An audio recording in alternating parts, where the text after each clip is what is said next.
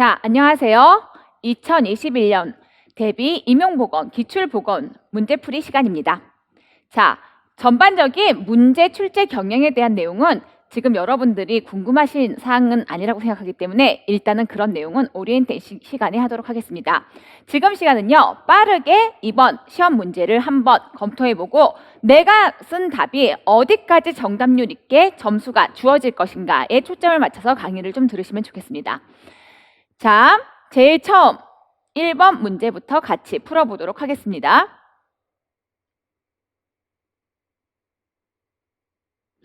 자, 첫 번째 문제입니다. 다음은 학교 안전 발생 사건에 대한 내용의 일부이다. 작성 방법에 따라 순서대로 내용을 작성하시오. 이런 내용이죠. 자, 약간의 허를 찌르는 문제였어요. 우리가 학교 안전사고 공제법까지 사실 보지는 않았거든요. 그렇기 때문에 허를 찌르는 문제였지만 이렇게 허를 찌르는 문제가 제가 한 10점 정도 나올 거라고 예상을 했고요. 확실하게 10점에서 한 많게는 12점까지는 허를 찌르는 문제가 나왔습니다. 이런 문제들은 어떻게 풀어야 되는지 우리 같이 보도록 할 텐데요. 평소에 많이 연습했죠. 이런 문제들은 어떻게 한다?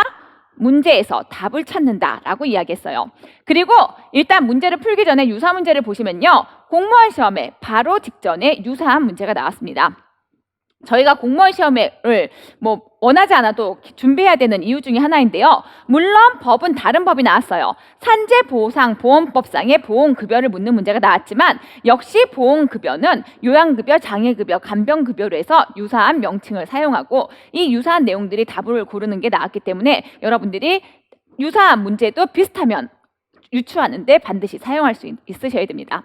자, 직접 문제를 풀어보도록 할게요. 이렇게 작성 방법에 따라 문제를 푸시오라고 하면 어떻게 한다고요? 항상 작성 방법을 먼저 봐라. 문제를 딱 먼저 보셨을 때 여러분들이 학생 B와 C가 공통으로 보상받을 수 있는 공제급여의 명칭은 처음 1번 보자마자 당황하셨죠? 공제급여가 뭐지? 항상 이런 거는 나중에 풀거나 아니면 문제에서 최대한 답을 유추한다라고 이야기했어요. 두 번째, 학생 C가 추가로 받을 수 있는 공제급여의 명칭은 다시 말해서 공제급여를 구하는 문제였습니다.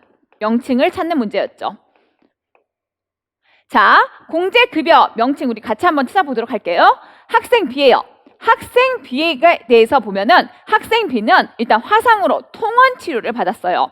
뭔가 통원 치료, 즉 병원에 왔다 갔다 해서 통원 치료를 받고 두 번째, 장애가 없다. 뭔지 몰라도 장애에 관련된 급여는 받지 않았다. 이런 이야기겠죠. 그래서 통원하면서 돈을 받는 건 어떤 급여일까?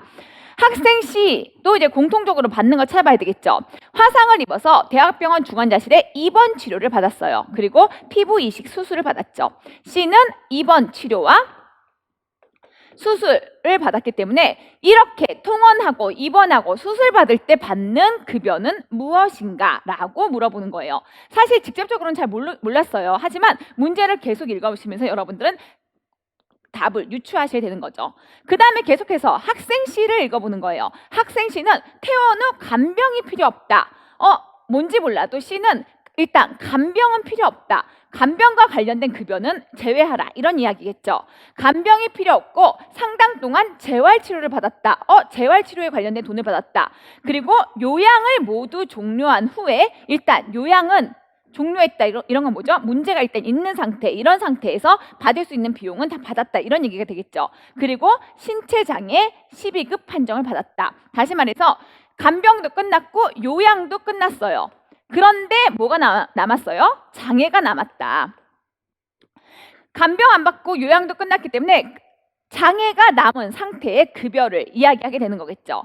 그래서 급여의 명칭은 잘 몰랐지만 여러분들이 예상할 수 있는 건 C가 추가적으로 받는 거는 뭔지 몰라도 장애로 인해서 받는 돈을 받겠구나. 장애가 발생했기 때문에 발생하는 비용을 돈으로 받겠구나. 이래서 장애급여라고 사실 잘 이렇게 찍으신 분이 없는 건 아니에요. 없는 건 아니지만 정 못 썼으면 날리는 문제겠는데요. 그래도 이야기했죠. 빈칸은 절대 남겨놓지 말아라. 뭐라도 갖다 붙여야 된다. 오로지 C가 받은 건 뭐다?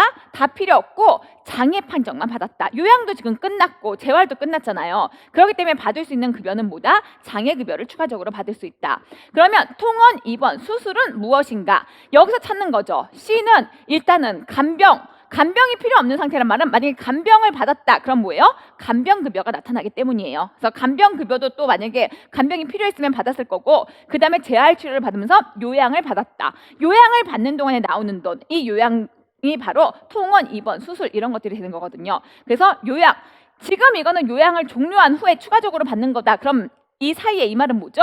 입원하고 수술 받는 거는 요양 기간 동안에 받는 돈이라는 거죠. 그래서 요양급여다라고 제가 얘기했죠? 항상 허를 찌르는 문제는 문제에 답이 있다. 어떻게든지 문제에서 찾았어라. 최소 지금 장애가 있기 때문에 장애급여쯤은 상상을 좀 하셨으면 좋았을 그런 문제였습니다. 뭐 어쩔 수 없어요. 틀려도 2점 날리는 건 어쩔 수 없지만 일단 공무원 문제나 국시 문제와 유사하게 문제가 나오고 있다. 이렇게 보시면 돼요. 자, 그 다음 우리가 보상에 관한 법률을 조금 더 구체적으로 보면요. 공제급여는 요양급여, 장애급여, 간병급여, 유족급여, 장의비가 있다. 뭐 또 나오긴 할지 모르겠지만 어쨌든 우리가 요양받는다는 건 다시 말해서 치료받는다는 의미예요. 우리가 노인장기 요양보험법에서도 우리가 요양보험이 으로 인해서 급여를 받는다. 이 말은 뭔가 내가 치료를 받는다. 그로 인해서 비용을 받는다. 이런 의미거든요. 진찰, 검사, 약, 치료비 지급, 처치, 수술, 기타 등등, 입원, 간호 등등등 이런 것들은 다 내가 치료받을 때 받는 돈이다. 요양급여다라고 보시면 되겠어요. 앞으로 이거는 산재법에서도 똑같이 다 요양급여들이 나오기 때문에 기억해 놓도록 하세요. 내가 치료받을 때 받는 비용은 뭐다? 요양급여다. 장애급여는 뭐죠? 요양이 종료한 후에도 장애가 발생했어. 그러면 평생 불구로 살게 되잖아요. 거기에 대해서 발생할 수 있는 손실된 비용만큼 급여를 지급하는 것, 이런 것들은 장애급여가 된다라는 거죠. 간병급여는 말 그대로 치료를 받은 후에도 의학적으로 간병이 필요하다. 그러면 그 간병비를 주게 되고요. 유족급여는 사망한 경우에 가족에게 급여를 주게 되고요. 장의비는 학교에서 뭔가 사고로 인해서 사망했다. 그러면 필요한 부분에 장의비를 일부 제공한다. 이런 의미가 되겠어요. 그래서 요양급여, 장애급여, 간병급여는요. 학교 안전공제뿐만 아니라 산재법 이런 데서도 급여의 명칭으로 다 사용되고 있기 때문에 기억해 놓도록 하세요. 치료를 받을 때 받는 비용은 요양급여이다. 이 용어를 좀 기억하시면 좋겠어요. 2번 문제예요. 다음은 보건교사와 동료와 나눈 대화의 일부이다. 밑줄 친 기억의 명칭과 밑줄 친 니은의 작용을 하는 호르몬의 명칭을 순서대로 쓰시오. 제가 수업 시간에 얘기했죠. 호르몬 무조건 1점으로 나옵니다. 역시나 호르몬이 나왔죠. 그래서 이거 틀린 분들은 거의 없으신 것 같아요. 자, 보세요. 선생님 안녕하세요. 피임 방법에 대해서 이야기하고 싶어요. 장기적인 피임 방법으로는요. 피임 기구를 자궁 안에 위치하도록 하세요. 그리고 수정란의 착상을 방해합니다. 자, 피임 기구를 자궁 안에 삽입한다. 우리는 이걸 뭐라고 부르죠? IUD 자궁 내 장치라고 부르는 거죠. 자궁 내 장치에는 두 가지가 있어요. 여러분도 알겠지만 구리 자궁 내 장치랑 호르몬 자궁 내 장치가 있단 말이에요. 그런데 이 IUD는 이 두 가지를 다 포함하고 있는 거고요. 이 피임기구를 자궁 안에 삽입하는 것은요. 구리도 삽입할 수 있고 호르몬도 삽입할 수 있어요. 그래서 정답은 자궁 내 장치라고 쓰셨었어야 돼요. 만약에 구리 자궁 내 장치면 구리라는 뭔가의 표현을 줬을 거고 밑에 그래서 호르몬 표현이 나왔잖아요. 그런데 이 밑에 거를 미리 유추해서 위에다가 호르몬 자궁 내 장치라고 쓰시면 틀려요. 그래서 가급적이면 자궁 내 장치라고 써야지만 온점을 다 받을 수 있다. 뭐 간혹 호르몬 장치 혹은 뭐 구리를 썼다면 감점되거나 아니면 아예 틀릴 가능성이 굉장히 높다. 왜냐? 이거는 그 두 가지를 전체를 아우르는 표현이기 때문이다라고 보시면 돼요. 자, 이렇게 자궁 내 장치 중에서 구리를 다는 것도 있지만 호르몬이 나오게 하는 것도 있지 않나요? 이렇게 얘기했어요. 끝에 호일호일을 달면은 구리고요. 거기 안에 호르몬이 있는 그런 그 부분을 넣어 놓으면은 호르몬 장치거든요. 네, 그런 것도 있어요. 호르몬이 나오는 피임 도구가 있답니다. 그런데 거기에서는 뭐가 나오느냐? 지속적으로 일정 호르몬이 나오는데 점액을 끈적끈적하게 하고 정자가 자궁경부를 통과하기 어렵게 만들어서 피임이 가능하도록 하는 거예요. 자, 이건 뭐죠? 임신을 유지시키는 호르몬인 거죠. 임신 유지 호르몬은 뭐다? 프로게스테론이다. 왜? 임신 유지 상태로 몸을 만들어야지만 더 이상 임신이 새로 발생하지 않기 때문인 거죠. 그래서 완전한 정답은요. 자궁 내 장치 그리고 프로게스테론이고요. 뭐 기타 뭐 프로게스테론을 뭐 유사한 옛날 용어는 프로게스틴이라는 용어도 있는데 그것도 다 상관없이 맞다고 해주겠지만 자궁 내 장치를 구리 자궁 내 장치나 아니면 호르몬 자궁 내 장치라고 쓰면 감점되거나 혹은 채점이 안 될 가능성이 높다라고 보시면 됩니다. 왜냐? 이거는 그 두 가지를 다 아우르는 일반론적인 설명이기 때문이에요. 다음 문제를 넘어가도록 할게요. 자, 다음은 고등학교 교관과 신임 보건교사의 대화이다. 기억에 해당하는 평가의 명칭이에요. 두 번째, 니은에 해당하는 오류 용어를 쓰시오라고 이야기했어요. 자, 평가가 나올 거라고 했는데 이렇게 평가의 명칭이 나온다라고 했으면 여러분들이 평가를 마지막에 보건교육에서 이제 한번 확인하고 넘어가라고는 했어요. 그렇기 때문에 여러분들이 잘 쓰였는지 모르겠지만 간혹 이제 좀 다른 내용을 쓰신 분들이 있어서 같이 한번 보도록 할게요. 직무 수행과 관련된 특성을 나타내는 서술문들을 평가 항목으로 배열했습니다. 그래서 1번 뭘 평가한다, 2번 뭘 평가한다, 3번 뭘 평가한다, 이렇게 배열하고, 자, 이 사람이 그런 행동을 했느냐 안 했느냐, OX 혹은 뭐 점수 뭐 이런 것들을, 이런 유무를 표시해서 평가합니다. 자, 해야 될 행동들을 적어놓고 그 다음에 그 행동을 했는지 안 했는지 평가한다. 이건 뭐죠? 우리가 흔히 부르는 체크리스트라고 부르는 행동 목록표가 되겠죠. 간혹 어떤 선생님이 여쭤봤냐면 관찰법이라고 쓰면 틀려요? 라고 얘기하는데 틀려요. 자, 관찰법에는요, 물론 관찰법은요, 직무수행 평가 방법이기는 해요. 하지만 관찰법에는 일화기록표과 행동 목록표가 있고요. 일화기록법은 말 그대로 엔티도트여가지고 그냥 내용을 다 쓰는 거예요. 저 사람이 어떤 행동을 했다, 어떤 행동을 했다, 다 쓰는 거고, 체크리스트는 그런 행동들을 관찰하기 위해서 미리 질문지가 주어지고 그 사람이 그런 행동을 했음 안 했음 OX를 체크하는 저런 평가 항목이 선 배열돼 있고 후에 그 평가가 이루어졌는지를 보는 거기 때문에 정답은 행동 목록표, 체크리스트만 정답이 된다라고 보시면 됩니다. 다음은 두 번째 니은이에요. 평가 대상 교사에게 전반적으로 우수하다는 인상을 가지고 있으면 다른 평가 항목도 좋게 평가할 수 있어서 이에 대한 오류를 조심하시기 바랍니다. 문제에서 답이 다 나왔죠. 뭐 이거 틀린 분들은 아무도 없지만 인상의 오류, 뭐 답이 다 나와버렸네요. 자, 우리 평정척도에서의 오류는 인표집이 혹은 대접한다, 접대한다 이렇게 얘기했어요. 그래서 인상의 착오와 표준화의 착오, 집중화 경향의 착오, 이론의 착오, 대비의 착오, 접근의 착오, 뭐 이 내용은 나중에 수업 시간에 더 자세하게 하겠지만 일단은 그 중에서 인상을 가지고 인상을 가지고 좋게 평가하거나 나쁘게 평가하는 그런 오류를 나타내는 것을 우리는 인상의 착오 혹은 뭐 인상의 효과, 이렇게 인상의 뭐 오류 다 상관없습니다. 뒤에 말은 다 상관없고요. 어쨌든 인상의 오류란 말만 들어가시면 됩니다. 그래서 요것들은 대충 다 맞춘 것 같은데 이 행동 목록표를 관찰법 이렇게 쓰신 분들이 좀 있었다라는 거예요. 다음, 이것도 역시 긋는 문제예요. 제가 수업할 때 선생님 임상척도, 심리검사에 대한 임상척도가 시험에 나올까요? 라고 물어본 분이 있었어요. 근데 사실 나오지 않는다라고 제가 얘기했습니다. 왜냐면 이거는 점수를 뺏기 위한 거고요. 사실 제가 이거를 옛날 책과 올해 책을 비교했을 때 올해 책에 새로 들어가긴 했어요. 그래서 고민을 좀 했어요. 이런 부분을 강의해야 되나? 근데 MMPI뿐만 아니라 굉장히 많은 검사 방법을 다 새로 많이 넣었기 때문에 그걸 다 새로 본다는 것 자체가 사실 무리가 좀 있었어요. 그래서 이런 것들은 얘기하는 10점을 버리는 문제 중에 하나다라고 보시면 돼요. 이걸 다 공부하신 분은 사실 뭐 없지는 않을 수도 있지만 효율적이지는 않은 공부법이었다라고 저는 생각하고요. 자, 그래서 이 내용을 보기 전에 잠시 뒤를 갔다가 앞으로면요, 이렇게 강론소에 이 내용만 새로 들어갔다라고 보시면 돼요. 옛날 강론소에는 이게 없었거든요.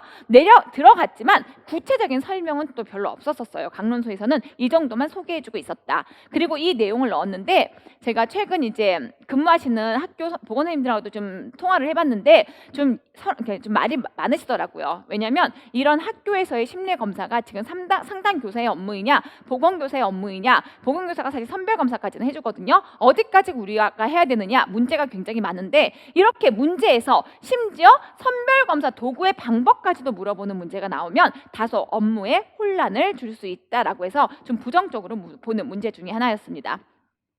뭐 틀리라고 내는 문제였으니까 여러분들은 잘 찍어서 맞추시거나 아니면 틀리거나 뭐 이런 둘 중에 하나인 거죠. 자, 잘 찍어서 맞춰야 되는데 우리는 항상 어떻게 한다고요? 처음 보는 문제에서는 문제에서 답을 찾아라 라는 거예요.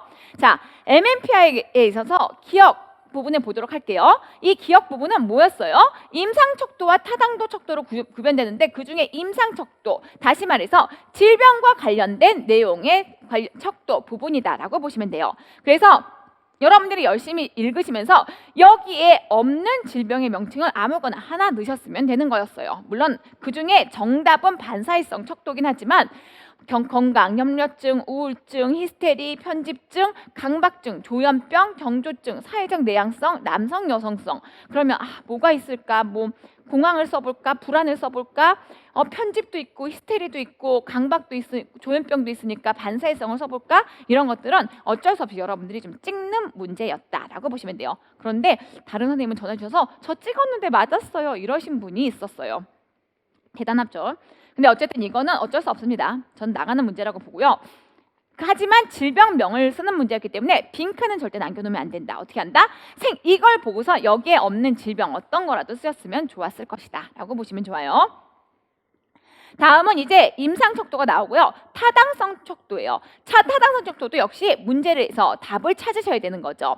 자, 타당성 척도는요. 무반응 척도, 신뢰도 척도, 교정 척도, 그리고 또 무슨 척도가 있는데 자신을 좋게 보이려고 고의적이고 부정직한 경향을 찾기 위한 척도. 자, 뭐라고요? 부정직한 경향이다. 뭔가 진실이 아닌 그런 척도라는 거예요. 뭔가 나에 대해서 뭔가 가짜로 만드는 것. 그래서 이런 것들은 부인 척도 혹은 부정직하다 그래서 부정 척도 뭐 이렇게 쓰셨으면 정답이 되는 거였어요. L척도라고 하고 부인척도라고 얘기하는데 정 안 되면 부정직하다, 부정척도. 하지만 부정직 척도는 아니고요. 부인척도, 좀 거짓을 이야기한다. 이런 의미의 척도면 좋았었을 뻔했습니다. 근데 이거는 어떻게 보면 좀 우리 시험에서는 찍는 문제였다라고 보시면 돼요.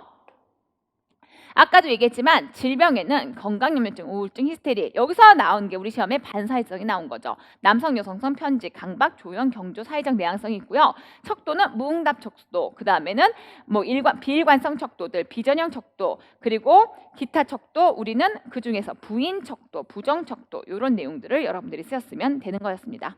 찍는 문제는 뭐 그냥 넘어가도록 할게요. 이 점은 그냥 날려라. 어쩔 수 없다. 자.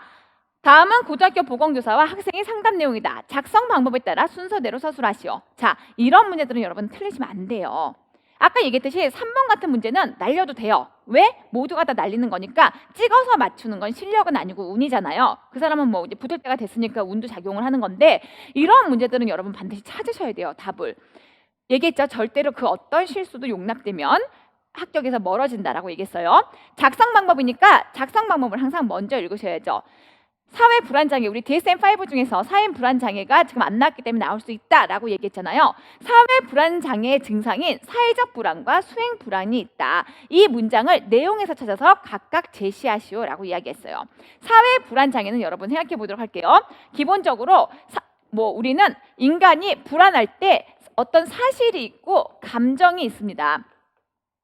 사실은 있는 그대로 느끼는 거, 있는 그대로 그냥 받아들이는 거고요. 감정은 내가 현상을 느끼는 거예요. 그런데 불안장애이기 때문에 이 감정이 불안하다라는 감정을 느끼게 되는 거예요. 이 불안하다는 감정의 증상이 두 가지가 있다. 사회적 불안과 그 다음에 수행 불안이다.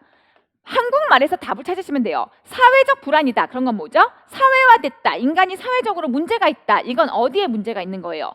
대인관계에 문제가 있다는 거예요. 그렇죠. 사회불안장애가 특징이 뭐였어요? 대인 앞에서 말을 못하거나 대인 앞에 나가면 발표하려고 할 때도 발표가 안 나오거나 떨리거나 이런 대인관계 속에서의 문제가 나타나는 걸 우리는 사회불안장애라고 얘기했거든요. 그래서 여기서의 사회적이란 얘기는 대인관계 속에서 문제가 발생하는 내용을 찾으시는 내용이었어요. 그리고 수행장애는 뭐였죠? 말 그대로 수행한다, 행동한다, 활동한다 이런 의미잖아요. 그래서 수행불안이라는 건 뭐예요? 내가 행동할 때, 내가 활동할 때 불안을 느끼는 것, 이런 것들을 찾으시는 내용이었어요. 행동. 자, 그래서 사회적 불안 자체가 여러분 감정이죠. 이 아이가 감정을 표현하는 내용을 찾으라는 거예요. 감정을 표현하는 내용을 찾는 건데 사회적 불안, 즉 대인관계 속에서 불안을 느끼는 감정을 찾는 것과 수행불안, 내가 행동하는 것에서 불안을 느끼는 감정을 찾는 그런 문제였어요. 자, 그러면 대화의 문장에서 찾으라고 했으니까 대화를 한번 보도록 할까요? 학생의 대화만 먼저 볼게요. 선생님, 저는 어려서부터 애들한테 못난이라고 놀림받았어요. 이게 감정인가요? 사실인가요? 그렇죠. 이거는 놀림받은 건 사실이에요. 얘가 감정을 드러내는 게 아니란 말이에요. 이 문장을 쓰시면 안 된단 말이에요. 불안이라는 건 감정이에요. 이 아이가 감정을 표출한 문장을 찾으셨어야만 해요. 자, 두 번째. 뭐 별로 참고 지냈어요. 사람들 눈에 띄면 떨리고 불안해서요. 선생님, 저 불안해요. 이건 뭐죠? 내 감정이 불안하다는 감정을 표출한 거예요. 그런데 뭐다? 사람들 앞에서 떨리고 불안해요 라고 이야기했죠. 이건 무슨 불안이다? 사회 불안이다 라고 이야기했죠. 그래서 사회적 불안의 문장은요, 사람들 앞에서 불안해요 라고 하는 감정을 드러낸 거란 말이에요. 자, 또 다른 것 볼까요? 괜찮아요. 애들이 나한테 관심 없으니까요. 자, 관심 없는 게 불안하다는 감정인가요? 아니죠. 오히려 관심 없으니까요. 그냥 오히려 좀 더 안도 이런 부분이지 불안한 내용이 아니란 말이에요. 불안한 감정을 지금 찾는 거예요. 또 학생, 수업 중에 제가 발표를 해야 할 때는 실수할까 봐 걱정이 되면서 몸이 굳어져요.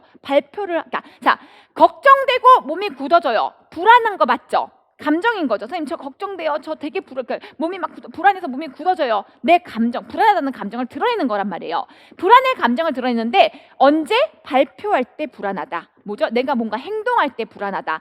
뭔가 활동할 때 불안하다. 이게 바로 뭐죠? 수행 불안이 되는 거예요. 수행 불안은 내가 어떤 활동을 수행할 때 불안하다라고 본단 말이에요. 그래서 이 부분은 사회 불안, 그리고 이 대화는 수행 불안이 되는 거고요. 뒷부분은 또 한번 읽어볼까요? 그런데 어떻게 해요? 어쩔 수 없이 떨면서 해요. 이거는 불안한 건가요? 아니면 이 불안을 극복한 건가요? 나름 극복해 보려고 시도하는 거죠. 이거는 불안하다는 감정만이 아니라 어떻게든지 극복해 보려고 하는 거예요. 학교를 안 다닐 수도 없고 애들이랑 얘기하려고 지내려고 마음 먹으려고 해봐요. 극복하려고 해봐요. 하지만 좀 잘 안 돼요. 모든 것이 헛수고 같아요. 자, 어떻게 해야 될지 모르겠어요. 자, 요것들은요, 이 아이가 극복하는 과정을 이야기하는 거죠. 그래서 문장을 하나씩 찾아 써라. 그러면 사회적 불안, 사람 속에서 불안하다. 수행 불안은 행동할 때 불안하다. 이 대화를 찾는 거기 때문에 이런 것들은 여러분 틀리시면 안 되는 문제였어요. 다음은 니은의 효과적인 의사소통 기법도 얘기했죠. 자, 치료적 의사소통 기법 무조건 1점으로 나온다고 했죠. 그리고 나오는 게 제가 뭐라 그랬어요? 직면이나 반영이나 뭐 경청 이런 게 나온다고 했잖아요. 역시 뭐가 나왔어요? 너 얘기 들어보니까 열심히 노력했는데 잘 안 되니까 답답하고 속상한 것처럼 들리는구나. 너 감정은 답답하고 속상하구나. 여러분, 반영만 쓰셨어도 맞았어요.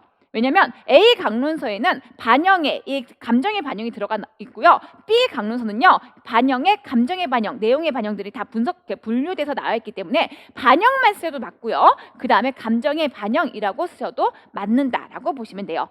그렇기 때문에 이거는 반영을 쓰면 되고요. 그리고 또 뭐죠? 반염의 개념을 서술하시오.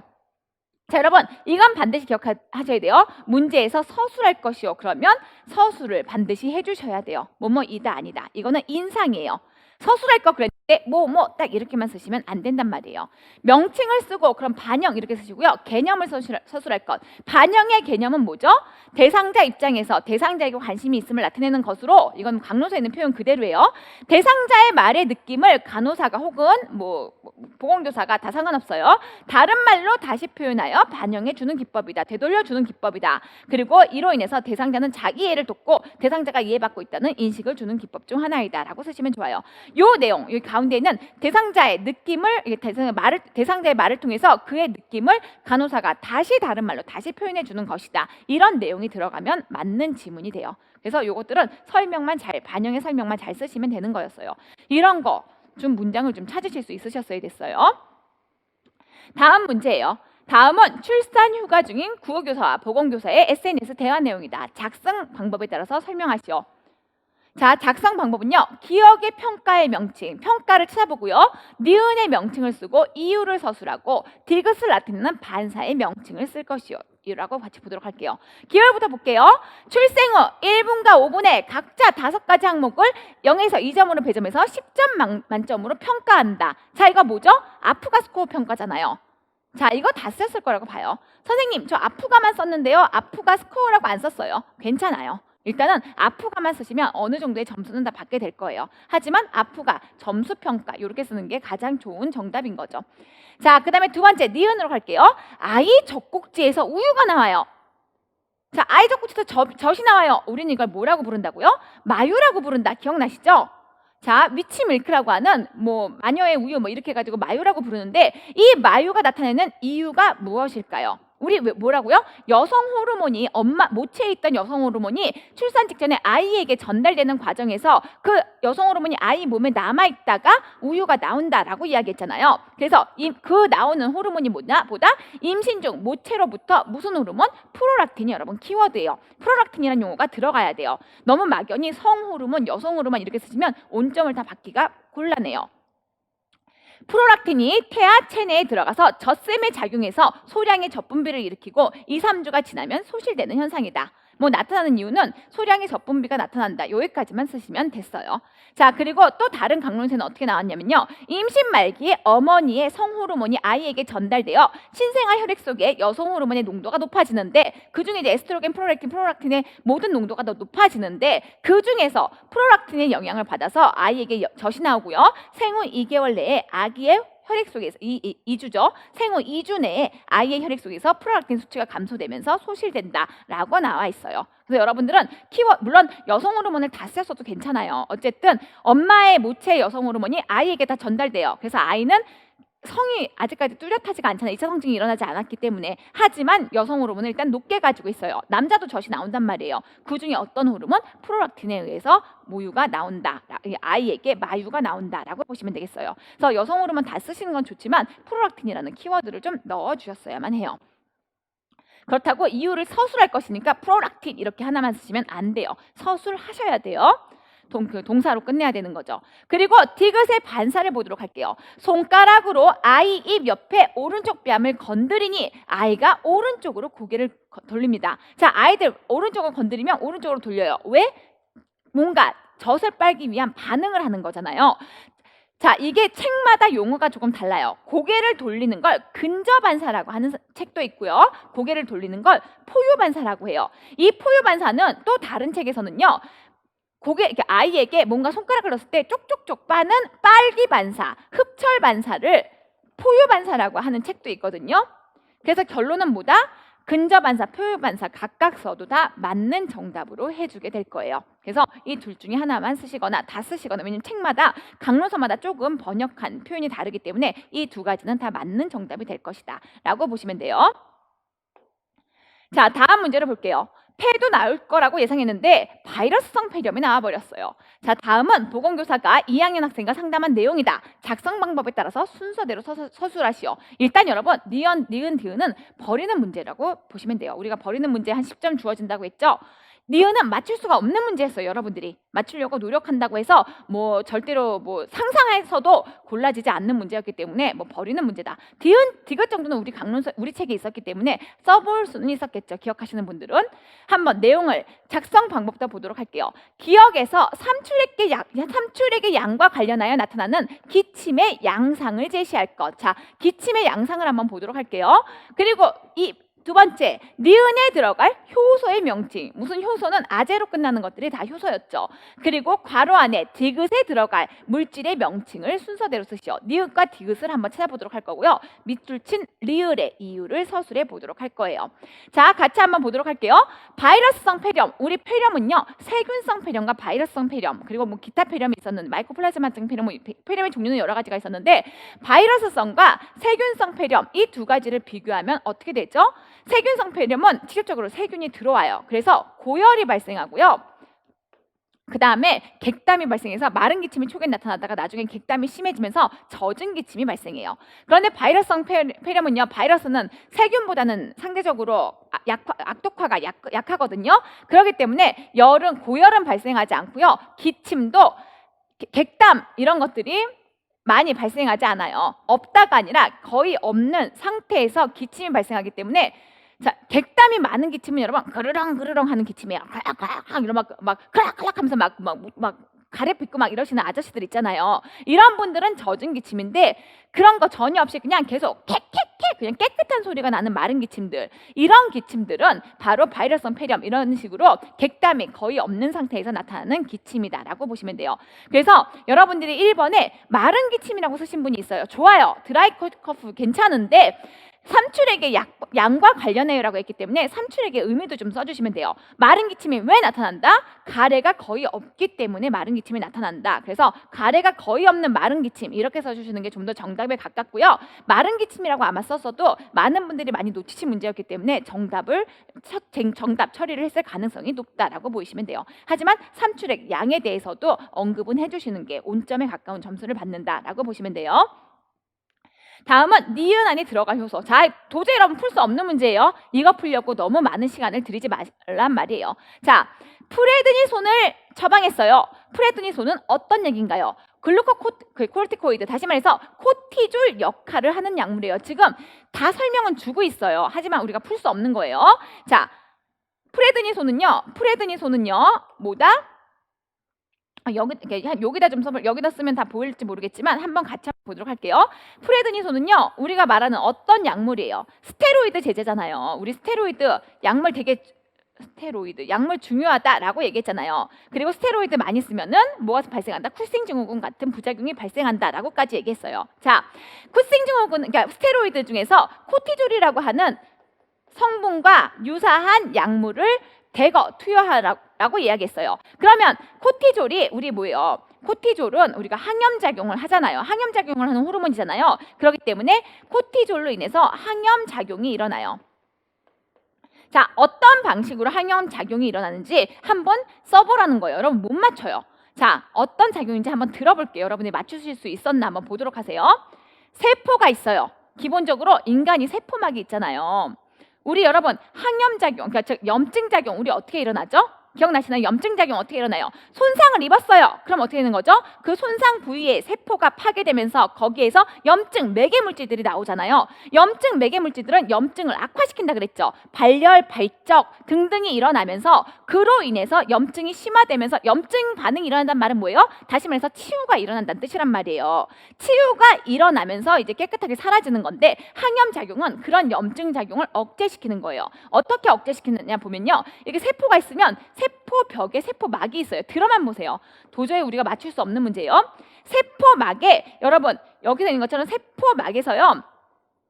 세포에서 세포막에 이렇게 일부가 떨어져 나와요. 세포가 파괴됐잖아요. 지금 손상을 입었으니까. 일부가 빠져나오면서 이 세포막의 일부가요. 뭘로 바뀌냐면요. 여기 세포막은 여러분 세포는 뭘로 이루어졌냐면 인지질로 이루어졌거든요. 그래서 이 세포막은 인지질로 이루어졌단 말이에요. 이 인지질의 일부가 떨어져 나오면서 여기에 일정한 효소와 반응을 해요. 효소와 반응을 해서 뭘로 바뀌냐면 아라키돈산으로 바뀌어요. 자, 이런 문제가 나왔어요. 저는 맞출 필요가 없는 문제예요. 자, 어쨌든 세포벽에 있는 인지질이 떨어져 나오면서 거기에 있는 효소와 반응을 해서 아라키돈산으로 바뀐단 말이에요. 그리고 아라키돈산도 또 거기에 있는 일정한 효소와 반응을 하면서 뭘로 바뀌냐면 우리가 알고 있는 거 뭐로 바뀌죠? 프로스타글란딘. 그리고 또 뭘로 바뀌어요? 저기서 써 있는 것처럼 류코트리엔. 얘네들이 뭐예요? 염증 매개물질인 거죠. 다시 말해서 세포벽에 있는 인지질이 떨어져 나와서 염증 매개물질이 된다는 거예요. 우리 평소에 얘기했죠. 세포가 손상당하면 찢어지면서 거기에서 염증 매개물질이 나와서 염증 반응을 일으킨다라고 이야기했죠. 이 한마디를 구체적으로 표현하는 게 세포가 찢어질 때 세포막에 있는 인지질이 떨어져 나오면서 그 인지질이 효소와 만나서 아라키돈산으로 바뀌고 그 아라키돈산이 또 효소와 만나서 염증 매개물질인 우리가 알고 있는 히브루 류코트리엔이라든지 아니면 프로스타글란딘으로 변형된다 이런 얘기예요. 그럼 얘네들이 뭐가 돼요? 염증 반응을 일으키잖아요. 그래서 류코트리엔이 바뀐다. 그러면 이렇게 가지고 염증 반응이 일어나겠죠. 그런데 얘는 항염작용이니까 그 염증 반응을 없애려고 한단 말이에요. 이 중에 하나를 끊어버리면 되겠죠. 인지질이 아라키돈산으로 바뀌지 않게 하거나 아라키돈산이 프로스타글란딘이나 류코트리엔 즉 염증 매개물질로 바뀌지 않게 하면 그러면 염증 반응이 일어나지 않는 항염증 작용이 일어날 거 아니에요. 우리가 발적이 일어나고 막 발열이 일어나고 이런 게 불편하니까. 그래서 그런 염증 반응을 없애려고 하는 게 이 코티졸의 기능인데 자 보도록 하세요. 자, 세포막으로부터 프로스타글란딘이나 류코트리엔의 전고물질인 아까 뭐가 세포막에서 인지질이 떨어져 나와서 얘가 뭘로 바뀐다고요? 아라키돈산으로 바뀐다 그랬죠. 그리고 이 아라키돈산이 효소하고 또 만나서 뭘로 바뀌어요? 프로스타글란딘이나 류코트리엔으로 바뀐다 그랬죠. 그렇기 때문에 류코트리엔이나 프로스타글란딘의 전고물질은 뭐다? 아라키돈산이라는 거예요. 이거는 뭐 쓰신 분도 있고 우리 책에는 있었지만 그래도 그것까지 안 읽었기 때문에 못 읽으신 분들은 그냥 틀리는 문제였고요. 앞에 지문을 보세요. 자, 항염 작용하는데 무엇의 작용을 억제해서 아라키돈산의 생성을 방해합니다. 자, 여러분 뭐의 작용을 억제해야지 아라키돈의 생성이 방해가 돼요? 세포막에서 인지질이 빠져나와서 이 인지질이 효소와 만나서 아라키돈산으로 바뀌는 이 부분을 억제해야 되겠죠. 그러면 요때 쓰이는 효소 이름이요. 여기 있는 인지질 용해제 A2라는 거예요. 그럼 선생님, 콕스는 뭐예요? 인지질 용해제요. 이런 것까지 우리가 알아야 되나 싶은데 얘는 인지질 용해제고요. 그러면 이게 아라키돈산이 효소와 만나서 프로스타글란딘이랑 바뀌고 루코트린이랑 바뀌는데 여기에서 만나는 효소가 콕스가 돼요. 자, 그래서 요거는 잠시 뒤를 같이 한번 보도록 할게요. 자, 마른 기침은 여러분 그냥 읽어보시고 스테로이드는요 보도록 하세요. 제일 처음에 코티코스테로이드란 약물이 들어가면 아까 뭐라고요? 약물이 들어가면 세포막에서 원래는 기존 작용은 세포막에 있는 인지질이 빠져나오는데 이 인지질이 효소와 만나서 아라키돈산이 된다 그랬죠. 이 효소가 바로 인지질 용해제 A2란 말이에요. 그런데 이 부분을 작용을 억제시켜서 아라키돈산이 유리가 안 되도록 만드는 게 바로 스테로이드 약물이라는 거예요. 그리고 아까 얘기했죠. 이 아라키돈산이 또 뭐가 돼요? 프로스타글란딘이랑 그 다음에 또 뭐가 된다고요? 류코트린이 된다고 얘기했잖아요. 여기 있는 것처럼 프로스타글란딘이 되는 그런 여기서 아라키돈산이 만약에 잘 나왔다면 효소와 만나서 프로스타글란딘이 되는데 그때 만나는 효소는 아라키돈산이 콕스라는 효소와 만나면 프로스타글란딘이 형성이 되는 거예요. 그리고 아라키돈산이 또 누구? 여기 있는 것처럼 리폭시나아제라고 하는 효소와 만나면 류코트린이 되는 거예요. 그렇기 때문에 선생님 이거 콕스 답이 아니에요? 아니에요. 콕스가 답이 되려면 다시 말해서 이 콕스가 답이 되려면 문제에서는요 프로스타글란딘만 나왔었어야 돼요. 콕스에 의해서 프로스타글란딘이 형성이 되고요. 여기 있는 것처럼 리폭시나아제에서 루코트린이 형성이 되는 거예요. 그렇기 때문에 정답은 뭐였다? 여기 있는 것처럼 인지질 용해제 A2였다. 이런 거 우리가 어떻게 맞춰요, 여러분? 환장하겠죠? 그래서 이거는 어쩔 수 없이 틀리는 문제다. 이건 틀리는 문제. 이거는 맞추신 분도 있고 맞히지 못한 분도 있지만 이것도 틀리는 문제다라고 하면 일단 여기서도 2점이 날아간다. 총 지금까지 한 6점은 그냥 버리는 문제였다. 하지만 마지막 리을은 맞추셨어야 돼요. 자, 여러분 리을은 맞추셨어야 돼요. 왠지 보도록 할게요. 우리 얘기했죠. 우리가 올해 내분비계 반드시 나온다라고 얘기했죠. 당뇨가 나올 가능성은 굉장히 높지만 당뇨와 함께 내분비계는 반드시 나온다. 그런데 당뇨는 안 나왔어요. 뭐가 나왔어요? 부신위기가 나왔단 말이에요. 선생님 이게 왜 부신위기예요? 같이 한번 보도록 할게요. 자, 우리 알고 있는 이 스테로이드 약물이 코티졸 호르몬의 역할을 합니다. 말 그대로 코티졸이란 말이에요. 여러분 코티졸 우리 어디서 나와요? 어디서 나오죠? 부신에서 나오는 거 기억나시죠? 부신 피질에서 뭐뭐뭐 나와요? 코티졸 우리 뭐 세 가지 코티졸, 알도스테론, 안드로겐이 나온다 그랬잖아요. 이렇게 그 중에서 약물로 코티졸을 대량 주입하는 거예요. 부신 피질에서 나오는 코티졸을 약물로서 대량 우리 몸에 계속 주면 우리 몸은 코티졸이 적정량이 계속 돌아다니고 있는 그런 상태가 되겠죠. 그런데 고용량으로 주고 있었어요.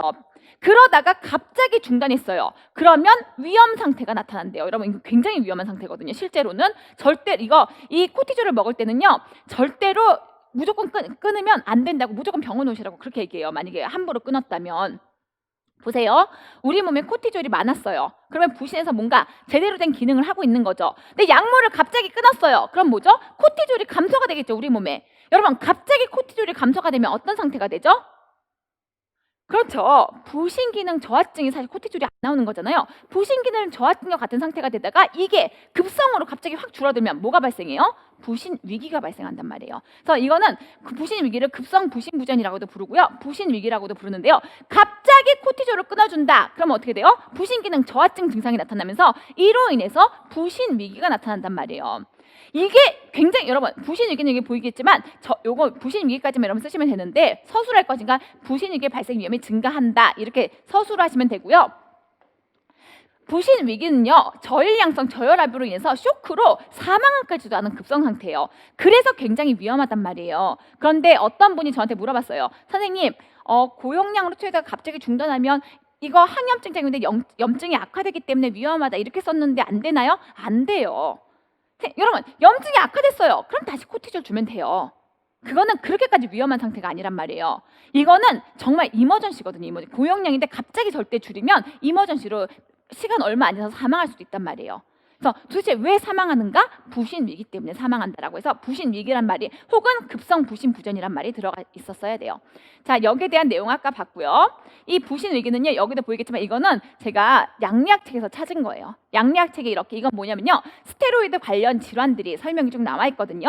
이럴 때 물론 급성 부신 부전이라고는 명칭을 놨는데 이게 바로 부신 위기예요. 다른 말로는 자, 고용량의 부신 피질 호르몬제를 갑자기 중단하면 부신 위기, 즉 급성 부신 부전이 발생하기 때문에 스테로이드 제제를 굉장히 주의 깊게 사용해라라고 하는 이제 양리학책이 있었고요. 그다음에 기타 나머지는 여러분들이 한번 보세요. 부신 피질을 보충하면 뭐 2차성 부신 부전이 많이 보충하면 발생하고 부신 피질이 손상되면 만성 부진 좀 올 수 있고 류마티스 관절염일 때는 스테로이드 많이 처방하고 뭐 이런 것들은 여러분들이 한번 보도록 하세요. 어쨌든 우리는 양리학책에 나온 급성 부신 부전 혹은 부신 위기가 시험에 나왔다. 이거는 부신 위기라는 말을 서술형으로 좀 써주셔야 돼요. 위험하다는 것까지. 왜냐면 서술할 거기 때문에. 다음 문제예요. 그래서 조금 전 문제는 인지질 용의제는 틀려도 상관없어요. 하지만 부신 위기는 맞추셨어야 돼요. 그렇다고 딱 부신 위기 이렇게만 쓰면 안 돼요. 왜? 서술할 거기 때문에 거기에 관련 어떤 이유로 부신 위기가 발생하고 그로 인해서 어떤 위험이 발생한다. 이런 내용은 써주셨어야죠. 자, 다음은 보건교사와 동료교사가 나오는 대화의 일부이다. 작성 방법부터 보도록 할게요. 기억의 증상을 특징으로 하는 증후군의 명칭. 자, 여러분 제가 자간전증 나온다고 얘기했죠. 그렇기 때문에 이건 다 맞추셨어야 돼요. 이런 거에서 혹시라도 뭐 다 맞추셨겠지만 실수한다 그러면 뭐 더 이상 점수를 낼 데가 없는 거예요. 이건 거의 만점 맞는 지문이다라고 보시면 돼요.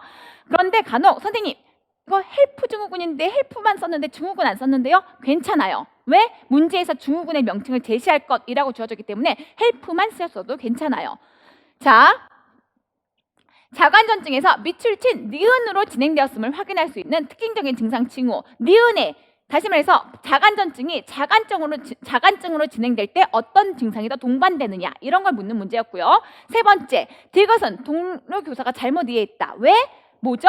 간호, 제가 반드시 간호 물어보는 문제 나온다 그랬죠. 간호를 물어보는 문제가 나왔어요. 이거는 보세요. 헬프 증후군 쓰셨죠? 그리고 어떤 증상이 더 추가되느냐? 발작 또는 경련. 그리고 왜 방을 밝게 해주면 안 되느냐? 발작은 자극에 의해서 악화되거나 새로 발생하기 때문에 자극을 최소화해주는 간호를 실시해 주어야 된다. 자극을 최소화 뭐 이런 말들이 들어가 있어야만 돼요.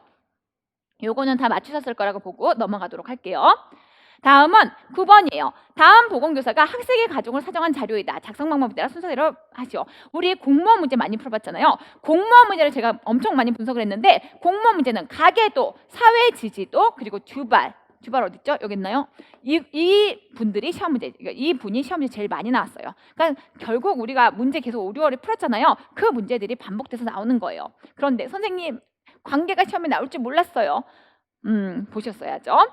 자, 일단 보도록 할게요. 가계도를 보고 주발의 가족 발달 단계에 근거하여 가족에게 해당되는 발달 단계의 명칭을 쓰고 이유를 서술하시오. 자, 이것도 엄청 많이 했죠. 주발의 가족 발달 단계 8단계가 있다. 그 중에서 가족들이 결혼을 중심으로 한 명부터 첫째가 주발은 핵가족 중심이고 첫째 자녀 중심이다. 그래서 첫째 아이가 태어날 때부터 떠날 때 뭐 이런 것들에 따라서 가족의 단계가 달라진다라고 얘기했죠. 가계도를 보세요. 자녀가 몇 명이에요? 아들 하나, 아들 둘. 아들만 둘이네요. 그쵸? 아들 둘이죠. 그런데 이 아들이 어떻게 됐어요? 딴 여자, 동갑인 여자랑 결혼을 했어요. 그쵸? 그리고 이 땡땡땡땡땡 동거는 둘째 아들하고만 살고 있어요. 그쵸? 이거는 무슨 가족이다? 배 떠났다 그랬죠. 제가 진숙이 배가 떠났어요. 큰 자녀가 떠나버렸어요. 뭐다? 진숙이 가족이다 라고 얘기했죠. 진숙이 가족에 해당하는 이유는 뭐라고요? 진숙이 가족이란 첫 자녀가 결혼한 후부터 막내가 결혼할 때까지 이 과정에 다 진숙이 가족 단계라고 얘기하고요. 이 사례에서는 뭐다? 큰 아들이 결혼하여 집을 떠났기 때문에 진숙이 가족에 해당한다라고 여러분들이 썼어야만 되는 거예요. 썼을 거라고 봐요. 모의고사 거의 똑같이 모의고사 똑같이 나왔기 때문에 썼을 거라고 봐요. 그리고 그 다음에 기억에 들어갈 가족사정도구. 가족사정도구 우리 정말 많이 했잖아요. 취약가 가구원 놔두고 그 다음에 지지할 수 있는 사회 지지를 동심원 6개 그리고 그 바깥에 쓴다. 사회 지지도 이건 뭐 쓰셨어야죠. 그 다음에 관계가 선생님 좀 다소 이거 놓쳤는데 이런 분들이 한두 분 있었어요. 하지만 쓰셨어야죠. 일단 아예 선이 없는 건 관계가 없는 거라 그랬어요. 서로 아예 관계가 없는 관계, 등한한 관계. 한 줄은 보통인 관계. 그냥 형이랑 나의 관계는 보통인 거예요. 두 줄, 친구. 어떤 관계? 친밀한 관계. 보통과 친밀 이렇게 쓰였어야만 돼요. 그리고 서술하라고 했기 때문에 서술형으로 쓰였어야만 하는 거죠. 보통의 관계이고 친구와는 친밀한 관계이다. 이렇게 쓰였어야만 돼요. 보통과 친밀 이런 단어가 들어가야지 정답으로 처리가 될 거예요. 자, 그 다음에 보건교사 연수자료로서 작성 방법을 보도록 할게요. 자, 여러분 얘기했죠. 역학 나올 때가 됐다라고 얘기했고요. 역학에서 지금 코호트 연구가 나왔고요. 계산 문제 무조건 나온다라고 했기 때문에 기억 위험 분율 맞추셨으면 돼요. 계산 문제는 우리 무조건 나온다라고 얘기했잖아요. 이것도 그리고 기억 위험 분율은 뭐였어요? 우리 기억 위험도를 분수로 나눈 거였잖아요. 폭발해서 비폭발 빼고 폭발로 나눠줘라라고 얘기했잖아요. 그래서 요것들은 좀 쓰셨어야만 했어요. 그래서 산출값을 써보세요. 폭로된 요인의 발생률 몇 분의 뭐죠? 폭로군에서 발생한 발생률 몇 분의 몇? 폭로군, 노출된 군에서의 질병 발생 500분의 250인 거죠. 그리고 비폭로된 군에서의 발생률, 비폭로된 군 500분의 발생이니까 50인 거죠. 500분의 50. 그리고 역시 폭로된 원인의 발생률 250. 그러면은 250분의 200이니까 대략 곱하기 100해서 80%가 되겠죠. 그렇기 때문에 80%라고 이러면 쓰였어야만 됐고요. 분율이기 때문에 퍼센테이지 곱하기 100 해주셨어야만 돼요. 자, 이렇게 해가지고 산출값 80% 쓰고요. 산출값의 의미를 쓰시오. 이 80%의 의미가 뭐냐라는 거예요. 여러분들이 여기 써 있는 것 중에서 하나만 쓰시면 돼요. 뭐다? 폭로 집단에서 해당 위험 요인의 노출에 질병에 기여한 정도가 얼마인지를 표현한 것이다. 이렇게 80% 기여한 것이다. 이렇게 써주셔도 되고요. 사례에서 위험 요인에 노출되어 신종 인플루엔자 발생이 80%가 증가하였다고 볼 수 있다. 이렇게 써도 되고요. 아니면 위험 요인을 제거하면 질병의 80%의 발생을 감소시킬 수 있다. 이렇게 쓰셔도 돼요. 다 쓰실 필요 없이 하나만 의미만 쓰시면 된다라고 보면 돼요. 그 다음에 괄호 안에 기억 니은에 들어갈 말을 써보도록 할게요. 신고 의무자는 학교장이고요. 자, 신종 인플루엔자 우리 너무 많이 했죠. SMC인 신보라 감염병 무조건 나온다고 했잖아요. 그 중에서 1급이나 2급은 중요하니까 반드시 봐라. 우리가 1급 정말 정의까지 엄청 열심히 외웠잖아요. 그런데 이거를 또 제대로 좀 놓치시는 분들이 있어요. 자, 신종 인플루엔자는 1급이었어요. 1급은 우리 정의가 뭐였죠? 생물 테러 감염병이라든지 아니면 치명률이 높아서 뭐라고요? 발생 또는 유행 즉시였잖아요. 제가 유발이다 이렇게 얘기했잖아요. 그래서 가급적이면 발생 또는 유행 즉시 신고한다라고 써주시는 게 좋아요. 물론 정 안 되면 즉시 신고 이렇게 해도 아마 몇 점, 0점 몇 점은 받으실 거예요. 그런데 법은 그대로 쓰는 게 좋기 때문에 발생 또는 유발한다 제가 막 그랬거든요. 발생 또는 유행 즉시 이렇게 써주시는 게 좋아요. 그런데 이거 안 쓰고 즉시 신고만 썼는데 틀릴까요? 맞게 해줄 거예요. 그런데 그거는 상대적으로 동점자가 있으면 점수가 조금 일부 차감된다. 이렇게 기억하시면 좋아요. 그래서 어쨌든 가장 중요한 정답은 발생 또는 유행 즉시고요. 신고 의무자는 학교장이 누구한테 신고해요? 얘기했죠. 학교에 있는 사람은 제가 얘기했죠. 보고는 우리 가족한테, 신고는 외부 사람한테. 그렇기 때문에 보고는 우리 가족이면 교육청인 거죠. 신고는 외부 가족이면 보건소잖아요. 그런데 보건소에게는 좀 이상하죠. 에게는 사람이기 때문에 보건소장이라고 하는 법문 그대로 쓰셨어야 돼요. 선생님, 관할 안 썼는데 문제가 되나요? 상관없어요. 관할은 여러분 안 쓰셔도 돼요. 보건소장 혹은 관할 보건소장 다 쓰시면 정답으로 처리가 될 거예요. 그래서 법문은 법문 그대로, 그리고 기업 위험 분율은 계산 정확하게 해라. 우리 계산 문제는 매년 무조건 나오는 문제이기 때문에 놓치시면 안 되는 문제였어요. 이것도 다 맞추셨어야 돼요. 자, 그 다음에 제가 또 정리해드릴 때 얘기했죠. 지금 이론 단계 나온다고 얘기했잖아요. 이게 눈이 막 슬퍼져요 지금 선생님들. 단계가 무조건 나오고, 물론 그 피아제가 좀 유력하다고 했지만 프로이드는 거의 매년 나와도 이상하지 않은 만큼 중요한 사람이다라고 얘기했잖아요. 그래서 프로이드가 이번에 나왔어요. 정신분석 이론에 프로이드 얘기할 때, 그리고 제가 얘기했죠. 성격의 구조를 좀 제대로 봐놔라. 기억나시죠? 의식 뭐 이런 것들은 안 봐도 이드, 에고, 슈퍼에고는 반드시 봐라. 자, 이드는 여러분 본능이었죠. 본능은 무슨 원리? 쾌락 원리, 쾌락 원칙 혹은 쾌락 원리. 이거 뭐 그 다음에 뭐 지문은 좀 이따 읽을게요. 그리고 이드는 쾌락 원리였으면 자아는 무슨 원리? 현실 원리. 그렇죠. 기억하시죠? 이것들을 기억하셨어야만 돼요. 그때 반드시 프로이드는 나올 수 있는 사람이었기 때문에 구체적으로 읽으셨어야 돼요. 기억이 추구하는 원칙의 명칭. 기억의 이드의 원칙, 본능을 추구하는 원칙은 쾌락 원칙만 쓰셨으면 됐고요. 가로 안에 니은에 들어갈 명칭을 쓰고 개념을 서술하시오. 니은에 들어갈, 근데 여기 원칙이라고 나왔기 때문에 용어 하나만 쓰면 돼요. 다 써도 되고. 현실 원칙, 현실 뭐 주의, 현실 원리 상관없어요. 현실 일단 쓰면 되는데 개념은 어떻게 서술해요? 그냥 거기에 있는 말 다 쓰시면 돼요. 자, 거기에 우리 책에도 뭐라고 써 있었냐면 현실 원리는요, 성격의 구조에서 뭐죠? 자아가 작동하는 원리였단 말이에요. 그렇죠? 현실 원리란 자아가 작동해. 우리 자아가 어떻게 작동한다 그랬어요? 본능과 슈퍼에고 사이에서 중재를 해준다라고 얘기했죠. 그런 말을 쓰시면 된단 말이에요. 현실 세계에서 적절한 시기까지 본능이 막 발달하려고 할 때 쾌락 충족을 지연시켜서 본능을 누른다는 거죠. 본능을 눌러서 어떤 개체 혹은 우리 말하자면 불안을 감소시키려고 한다고, 개체의 안전을 유지하고자 하는 원리이다.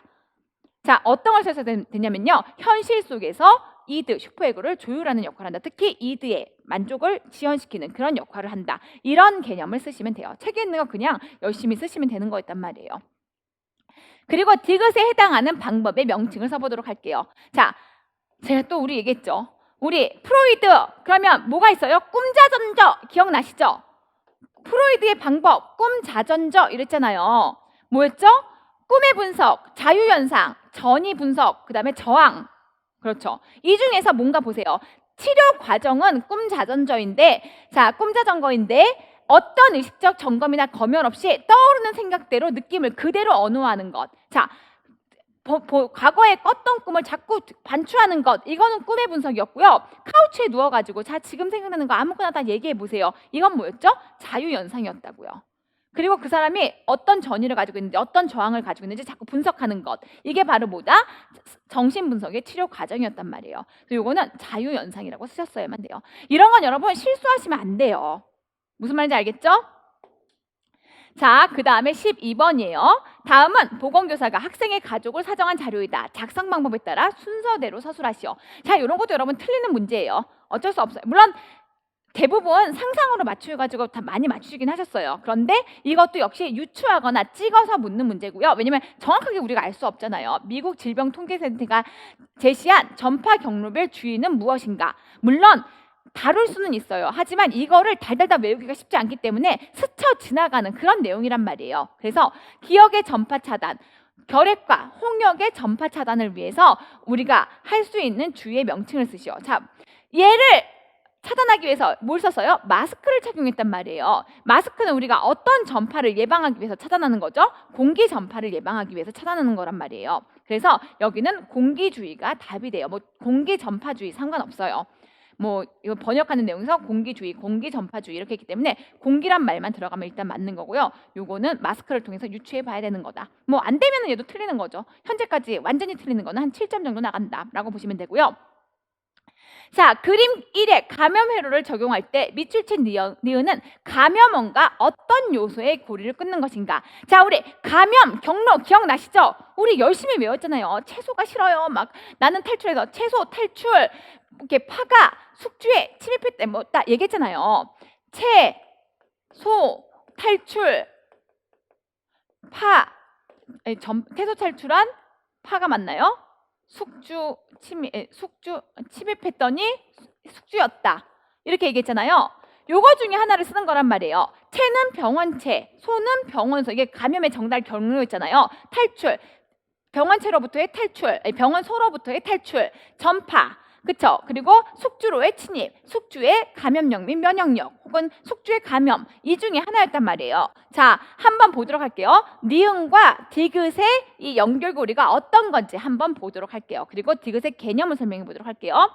니은은 보세요. 질병, 자, 선생님, 일단은 다 같이 읽어볼게요. 왜냐면 다르게 설명하신 분이 있어서. 학생 B는요, 예방접종을 하라 그랬어요. 그랬더니 C가 맞아요. 특히 어린아이들이나 노인분들은 예방접종을 꼭 해야 돼요. 자, 예방접종은 이 채소가 탈출해가지고 파에 침입한 숙주, 이 중에서 뭐죠? 숙주죠. 그쵸? 숙주의 면역력 증가, 감염력 감소, 뭐 이런, 뭐죠? 감수성 감소, 막 이런 것들인 거잖아요. 그래서 이 부분은 숙주의 감염 요인으로서요, 새로운 숙주의 감수성을 낮추고 면역력을 높이는 내용이 되는 거였어요. 그래서 숙주의 감염 혹은 숙주 뭐 이런 용어가 들어갔어야 됐어요. 학생들은요, 비누로 손을 자주 씻어요. 여러분, 비누로 손을 씻는 건 뭐죠? 이 중에서 비누가 손을 씻으면 병원체가 죽나요? 떨어져 나가요. 그쵸? 병원체는 살아있지만 떨어져 나가요. 그런데 악수할 때 상대한테 전달하는 병원체의 수가 줄어드는 거죠. 객체 수가. 그럼 얘는 뭐예요? 저 중에서 전파를 차단하는 게 되겠죠. 그쵸? 내 손에 있는 균이 그냥 요 손을 자주 씻는 거예요. 손을 자주 씻는 거. 얘는 줄 안 꺼져 있어요, 여러분.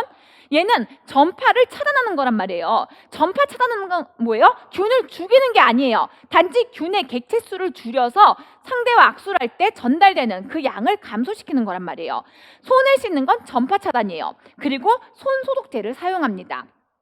선생님, 소독과 멸균이란 말이 있어요. 이 두 개를 구별을 못 하겠어요. 자, 손 소독제는 조금 애매하지만 멸균까지 들어갔어요. 둘은 소독과 멸균은 다른 거예요. 여러분, 멸균은 뭐죠? 말 그대로 균을 박멸한다는 뜻이에요. 모든 균, 아포를 포함한 모든 균을 죽여버리는 걸 멸균이라고 부른단 말이에요. 그래서 멸균의 정의는 모든 병원체의 사멸이란 말이에요. 이렇게 모든 균을 죽인다. 이건 여러분, 이 중에서 뭘까요? 전파를 차단하는 걸까요? 아니면 병원 소를 죽이는 걸까요? 여러분, 병원 소를 죽이면 내가 뒤져요. 멸균했는데 내가 뒤져버린단 말이에요. 뭘 죽이는 거죠? 병원체를 제거해버리는 거죠. 그래서 이 부분은 이렇게 멸균까지, 손 씻는 건 여러분 전파 차단이 맞아요.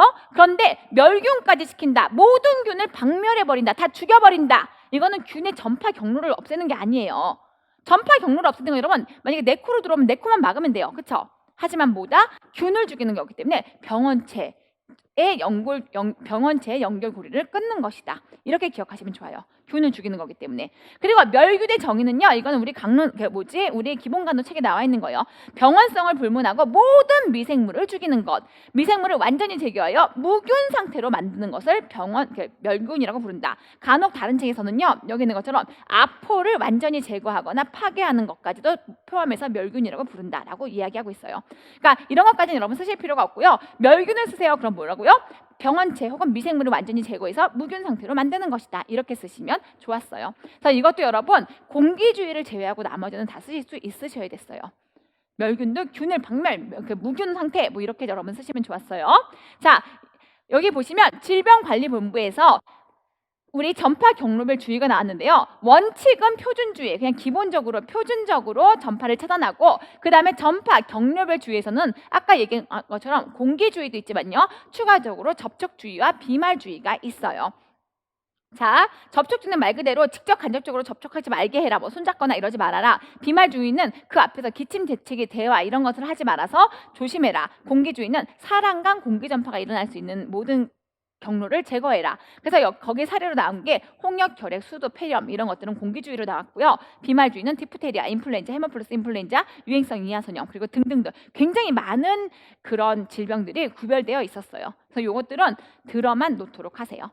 자, 그러면 우리 1교시 문제는 여기까지 풀고요. 잠시 쉬었다가 2교시 문제를 풀어보도록 할게요.